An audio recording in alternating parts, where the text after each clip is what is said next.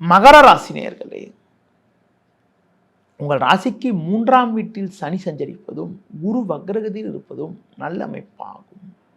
இதன் காரணமாக பண வரவுகள் சாதகமாக இருந்து உங்கள் தேவைகள் பூர்த்தியாகக்கூடிய ஒரு நேரமாகும். எதிலும் தைரியத்தோடு செயல்படுவீர்கள். எது எப்படி இருந்தாலும் உங்கள் ராசிக்கு 12ஆம் வீட்டில் சூரியன் செவ்வாய் சஞ்சரிப்பதால் நீங்கள் சற்று கவனத்தோடு நிதானத்தோடு இருக்க வேண்டும்.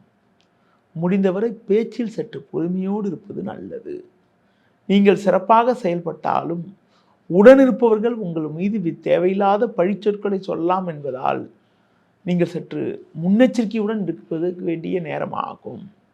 தொழில் வியாபாரத்தில் சின்ன சின்ன சட்ட சிக்கல்கள் இருந்தாலும் உங்கள் தனித்திறமையோடு செயல்பட்டு எதையும் எதிர்கொள்ளக்கூடிய ஒரு பலம் உண்டாகும்.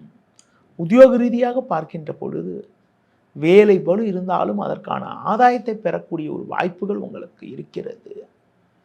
பொதுவாக இந்த வாரத்தில் நீங்கள் பேச்சில் சற்று பொறுமையோடு இருக்க வேண்டும்.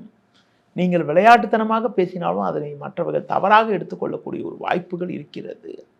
இந்த வாரத்தில் குறிப்பாக 6ஆம் தேதி செவ்வாய்க்கிழமை காலை 12 மணி 17 நிமிடம் வரை, அதாவது 6ஆம் தேதி மதியம் 12 மணி 17 நிமிடம் வரை முதல் 7ஆம் தேதி புதன் 8ஆம் தேதி வியாழன் ஆகிய நாட்கள் உங்களுக்கு சந்திராஷ்டமம் இருப்பதால் 6 மதியத்திற்கு பிறகு 7, 8 ஆகிய நாட்களில் நீங்கள் சற்று நிதானத்தோடு பொறுமையோடு இருப்பது,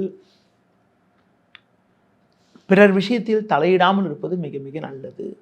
இந்த வாரத்தில் நீங்கள் அம்மன் வழிபாடு, துர்க்கை வழிபாடு மேற்கொள்வது, சிவன் ஸ்தலங்களுக்கு சென்று வருவதன் மூலமாக ஒரு வளமான பலன்களை அடையக்கூடிய ஒரு வாய்ப்புகள் உங்களுக்கு உண்டு.